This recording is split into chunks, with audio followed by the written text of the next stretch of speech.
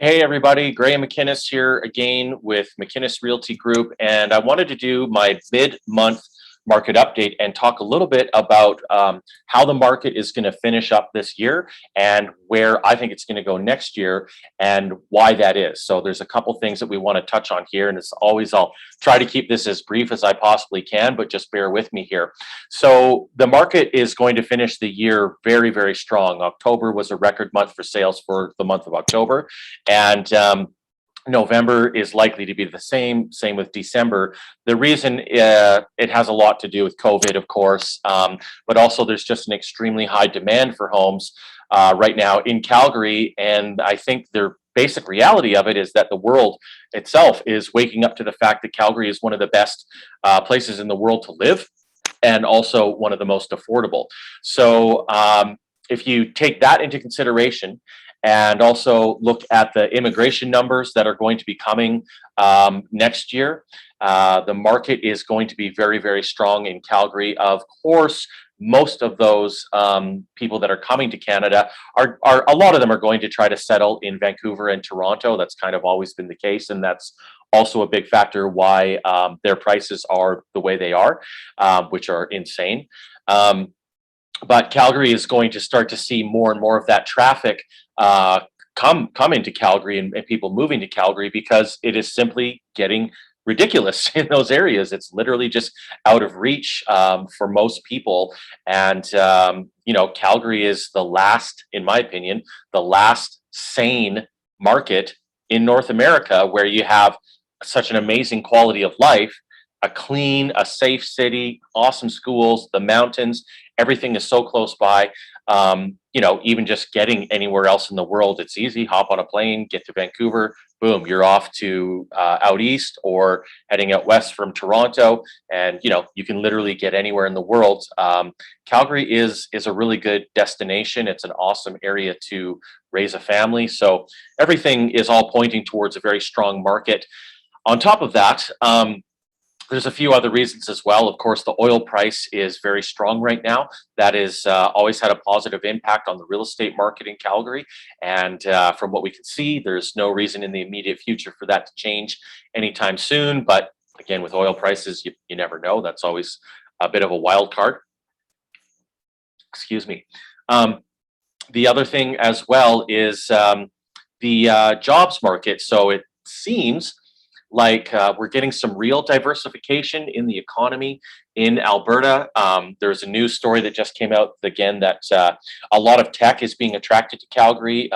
Mayor Nenshi had done a big push for that in the last several years to attract more of those future jobs where young people that are entering the workforce are looking for these types of jobs. That's going to attract a lot more people to come to the city of Calgary, and it's working. We're getting a lot of tech companies coming. Amazon did just announce that they are going to be opening a huge cloud computing center in or around Calgary. I think an investment in total of $4 billion and around 1,000 jobs. So that's just one example, but obviously a big name thinking about opening up, doing business in Calgary. So all of these things are very, very positive for the market. And if you experienced the real estate market last year and how crazy it was from February right through the whole summer, did slow down a little bit in the fall as usual, but still much better than years past. I think next year is going to be the same. The other reason, actually, that's very important to note is interest rates are rising. So people are getting pre-approved for a mortgage and trying to hop into the market before the interest rates get any higher. And they're probably going to go a lot higher over the next couple of years, just due to the amount of inflation that we're seeing. If you know how that works, typically the way that the government, the lever they can pull to curb inflation rising is to raise interest rates. So those are all big important factors. And I just wanted to actually share something with you where there's a lot of stories. I'm going to see if I can share my screen really quick. Just bear with me. Okay, so I think you can see my screen, but anyways, there's a story in the National Post recently where they're talking about housing affordability in Canada, and when you relate it to the U.S., it's just gone off the charts compared to US. The US is way more affordable than Canadian real estate. But you have to take these stories with a grain of salt, because the thing to understand is that they're doing a blanket statement talking about Canada real estate, where you should know that there is no such thing as Canada real estate. Every market is local, even down to the specific neighborhood within a city or the specific street. As I've mentioned in the past, some neighborhoods can be in a hot seller's market while the rest of the entire city is in a buyer's market. It just depends on the desirability and the types of homes that people are really after that happen to be in that neighborhood. But anyways, this housing affordability survey in Canada, home prices in Canada since 1999 have just been exploding.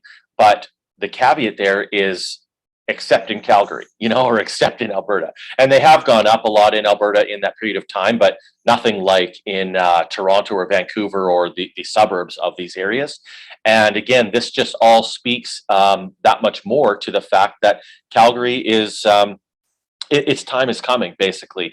I don't think we're ever going to see Vancouver prices in Calgary or Toronto prices, but with the amount of people that are priced out of the market in those areas, it's like, where else in Canada are they going to go? Are they really going to look at Canada and decide to move to Halifax or St. John's or Winnipeg or anywhere else? I mean, no is the answer for most people. The vast majority of people that decide they just don't want to play in that market in Vancouver or Toronto, or they just can't afford to, they're going to pick Calgary or maybe Edmonton to move to. And so this is boding very well for the future of the market here over, probably the next decade. What is really going to stop the Vancouver prices from going up? And on top of that, the stuff that the Liberal government has put into play during the last election cycle, that is really it's going to goose prices even further.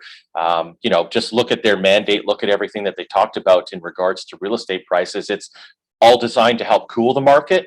It's not going to work. It's absolutely going to make prices more expensive, and that might become the case in Calgary as well. That those changes that they tried to make to cool the market might actually increase the prices in Calgary as well. They're definitely going to squeeze the supply and increase the prices in Vancouver and Toronto as well.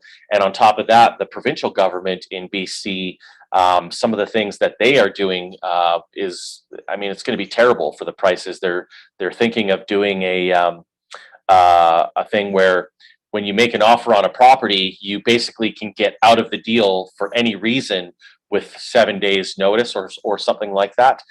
Similar to when you buy a new construction home, that's also the case, but it's going to be much different. And it's basically going to allow people to run around making ridiculous offers on homes, and they could go and put 10 offers on 10 different homes, tie up those homes, and then have 7 days to decide if they're going to move or not. And this is going to be terrible for the market. It's going to absolutely increase the prices even further, because there will be no limit to what people can really be willing to bid for a home. It doesn't mean that the deals are going to go through at these crazy prices, but it's just bad news all around, and it's going to make it very difficult in BC. So nonetheless, I think I'll stop it there, but I just wanted to touch on the fact that the real estate market in Calgary is doing very well. It is going to continue to finish the year very strong. Next year, I think personally, the headwinds are blowing in the direction of a hot market again, similar to what we saw last year in 2021 from February right through till the summer, or even until now, essentially. And if you're thinking about selling your house, then it would be probably the best year to do it in the last 7 or 8 years, basically since the last market boom in 2014. So having said that, I want to wrap up. Thanks very much for listening and tuning in. And of course, if you have any friends or family or coworkers, colleagues that need to sell, please do get in touch with me. I'd love to help them out. And if you yourself might be thinking of selling your home, simply reach out and I'd be glad to discuss that with you as well. Thanks, everybody. Take care.